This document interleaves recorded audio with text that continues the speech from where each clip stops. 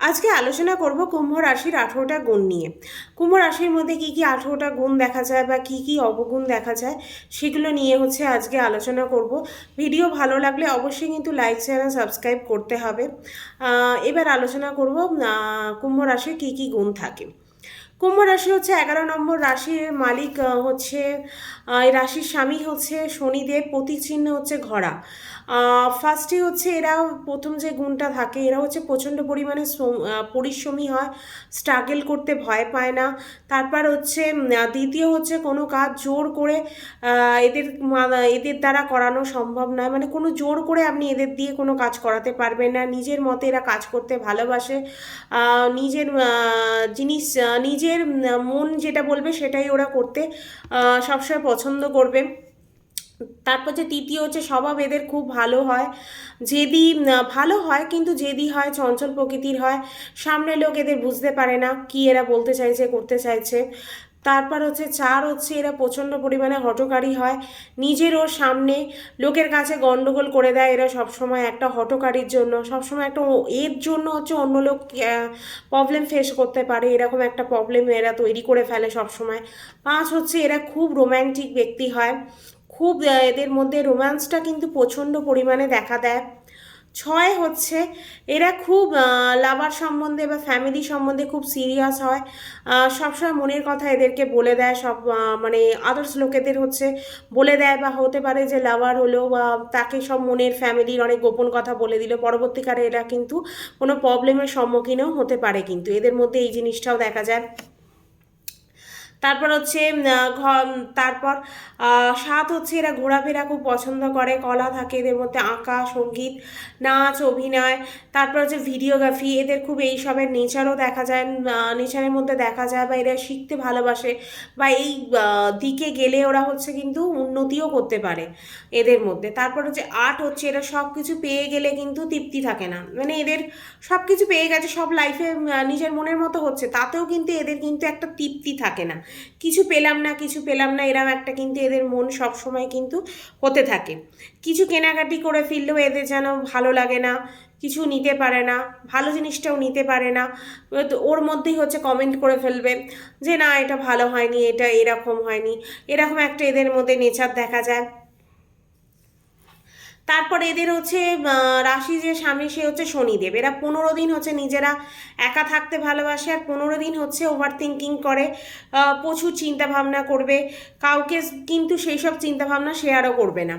তারপর এরকম একটা নেচার দেখা যায়। তারপর 10 আর 15 দিন লোকের সাথে বেশি করে মেলামেশা করবে, ঘোরাফেরা করবে, এরকম নেচার দেয়, মানে 30 দিনের মধ্যে 15 দিন লোকের সাথে মিশবে, কথা বলবে, আর 15 দিন একা থাকবে, ওভার থিঙ্কিং করবে। তারপর নিজের মধ্যে নিজেই রাখবে, কই কথাবার্তা কাউকে বলবে না, এরকম নেচার এদের মধ্যে দেখা যায়। 10 এদের রাশির শত্রু বেশি থাকে না, কিন্তু এরা খুব মুডি নেচারের হয়, পেছনে লাগা সেটা জানতে পেরে যায়, এদের পেছনে লাগলে কিন্তু এরা জানতে পেরে যায় কেউ না কেউ কিন্তু কোথায় না কোথাও এরা আবার শত্রুও কিন্তু এদের আছে, এরকম কিন্তু থাকে, কিন্তু এরা বুঝতে পারে যে এদের পেছনে লাগলে কিন্তু এরা জানে কোথায় আমার শত্রু আছে, কে কি বলতে চাইছে, এরা কিন্তু এই নেচারটা কিন্তু খুব ভালো থাকে, এরা ধরে ফেলে।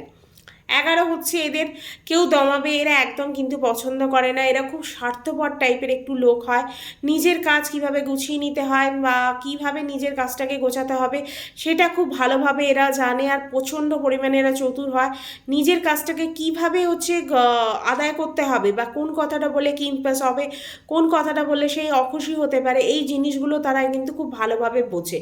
এই গুণগুলো কিন্তু কুম্ভ রাশির মধ্যে খুব দেখা যায়। তা 12 একদম দেখানো এরা পছন্দ করে না, কেউ যদি এদের সামনে দেখানোর চেষ্টা করে সেটা একদমই এরা পছন্দ করে না, এরা খুব প্র্যাকটিক্যাল টাইপের লোক হয়, প্র্যাকটিক্যালি লাইফটাকে লিড করতে পছন্দ করে, খুব স্বল্প স্বভাবের লোক হয়। তারপর এরা যেমন সিংহ, বৃশ্চিক, মেষ, এরা খুব দেখানো পছন্দ করে, এরা কিন্তু তাদের মতো হয় না, এরা কিন্তু একদম দেখানো পছন্দ করে না, না যে জিনিসটা আছে সেটা আমারই, বাড়ি আছে, আবার ওটা শো অফ করার কি আছে, মানে খুবই প্র্যাকটিক্যাল টাইপের লোক হয় এরা। এদের মধ্যে এইগুলো খুব নেচারটা দেখা যায়।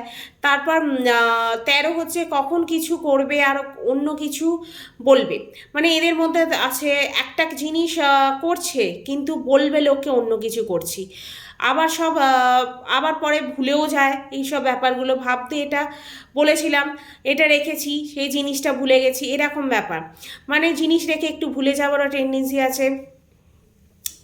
তারপর হচ্ছে কোনো জিনিস রেখে ভুলে যায়, বা কোনো কিছু বলেও এরা কিন্তু ভুলে যাওয়ার একটা টেন্ডেন্সি থাকে এদের মধ্যে। কোনো কিছু আপনাকে বলেছিল, সেটা তার পরবর্তীকালে বলো আমি এটা বলেছিলাম, কি জানি আমার তো মনে পড়ছে না, এরকম একটা টেন্ডেন্সি কিন্তু এদের মধ্যে দেখা যায়। 14 হচ্ছে সমাজের কোনো কল্যাণ করা, সমাজসেবা বা স্পিরিচুয়ালি কাজ করতে এরা কিন্তু খুব ভালোবাসে, আর এর মাধ্যমে কিন্তু এদের নেম ফেমও হয়ে থাকে, মানে স্পিরিচুয়ালি, তারপর হচ্ছে সমাজ কল্যাণমূলক কাজ, এদের মাধ্যমে এদের নেম ফেম কিন্তু পায়, আর এর মাধ্যমে কিন্তু এরা পদ উন্নতিও করতে পারে আর জীবনে উন্নতিও করে, সমাজের যদি কেউ হয়ে কাজ করে। তারপর 15 হচ্ছে রাশির স্বামী হচ্ছে শনি, তাই এরা কিন্তু খুব ন্যায়প্রিয় হয়।